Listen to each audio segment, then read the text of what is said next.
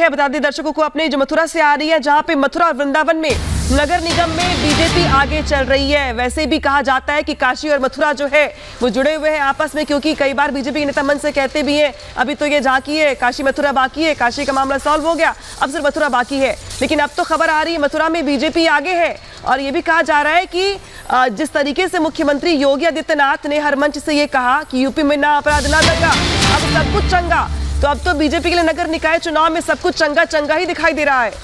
क्या काशी क्या मथुरा। लेकिन एक बड़ी खबर और आ रही है अनामिका, इस वक्त सहारनपुर नगर निगम में बीजेपी को बढ़त मिलती हुई 70 में से 24 वार्ड पर जीत मिली। अनामिका पांडे, तो 70 में से 24 वार्ड में जीत मिल गई, यानी कि अब जीत की तस्वीर भी सामने आने लगी है। मथुरा के वृंदावन की बात की और अब प्रयागराज की तस्वीर आपको सहारनपुर के बाद दिखाते हैं। प्रयागराज में मेयर चुनाव में बीजेपी आगे है, श्वेता, गणेश केसरवानी आगे चल रहे हैं इस वक्त। तो प्रयागराज तस्वीरें हम बता रहे हैं आपको। जतिन हमारे साथ इस वक्त है। प्रयागराज बहुत चर्चा में रहा था जते, वही फैक्टर रहा, बुलडोजर फैक्टर रहा, या फिर क्या एक बड़ा फैक्टर रहा जो बीजेपी को एक बहुत स्ट्रांग होल्ड वहां पर कर रहा है? आज बिल्कुल गणेश केसरवानी तकरीबन 13,500 वोटों से आगे चल रहे हैं, और दूसरे नंबर पर जो मेयर पद के उम्मीदवार है सपा से श्रीवास्तव, वो पीछे चल रहा है। तकरीबन 13,500 वोटों का भी अंतर चल रहा है। लेकिन जो फैक्टर जमीनी तौर पर देखने को मिला वो माफिया के खिलाफ बिल्कुल देखने को मिला। जिस तरीके से बीते 50 दिनों में प्रयागराज का रुख रहा, योगी आदित्यनाथ जब प्रयागराज पहुंचे थे तो उन्होंने भी ये बात की थी कि माफिया का किस तरीके से सफाया करना है, और उसकी शुरुआत की जा चुकी है, और कहीं ना कहीं वो अब वोटों में भी तब्दील होता हुआ नजर आया। और दूसरा सबसे बड़ा फैक्टर ये कि प्रयागराज की अगर आप वोटिंग परसेंटेज पर नजर डालेंगे तो निकाय चुनाव में जो वोटिंग परसेंटेज है वो तकरीबन 40% के आसपास। तो अमूमन ये देखा जाता है कि जिन जगहों पर वोटिंग परसेंटेज कम होता है, और खासतौर पर वो इलाके जो मुस्लिम बहुल इलाके हैं, तो वहां पर बीजेपी को फायदा होता है। और वही तस्वीर अब प्रयागराज में देखने को मिल रही है। 100 वार्ड है, 100 वार्ड में ज्यादातर सीटों पर बीजेपी लीड कर रही है। कुछ ऐसी सीट्स है जहां पर सपा भी लीड कर रही है, और लेकिन तीसरा सबसे बड़ा फैक्टर यह है कि जो निर्दलीय है वो भी डबल डिजिट में यहां पर लीड करते हुए नजर आ रहे हैं। तो जैसे दिन आगे बढ़ेगा और प्रयागराज जो परिणाम है वो अपने बहुत चर्चा में रहा। हमने देखा कि किस तरह से वो माफिया, और खुद हर जनसभा में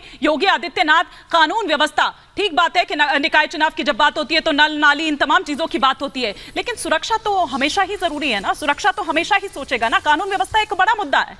मानी दो बातें, प्री इंडिपेंडेंस से पहले भी कांग्रेस के लिए यूपी क्या था, यूपी को बड़े कैनवास के रूप में देखना पड़ेगा। इलाहाबाद क्या था, इलाहाबाद घर था, मोतीलाल नेहरू जी से लेके, जवाहरलाल नेहरू जी से लेके, और दूसरे लोगों को आईना दिखाने वाले यहां लोग जो बैठे हैं उनको अपने बारे में सोचना चाहिए। क्या कर रहे हैं वो भाई? इलाहाबाद में क्या हुआ, रायबरेली में क्या हुआ, और मेरे वाराणसी में क्या हुआ?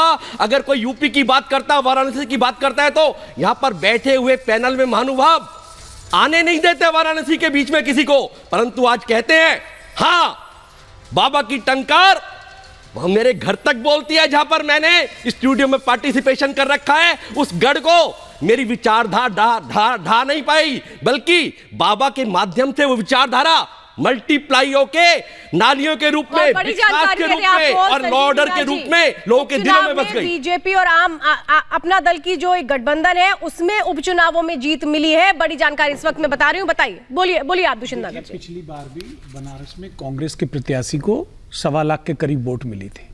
और दूसरा मैं आपको बताना चाहता हूं, जब से राम मंदिर आंदोलन चला है, यूपी के महानगरों में जो भारतीय जनता पार्टी के बहुत सारे अनुवांशिक संगठन हैं, छोटे छोटे जो अलग अलग नाम से काम कर रहे हैं, दुष्यंत जी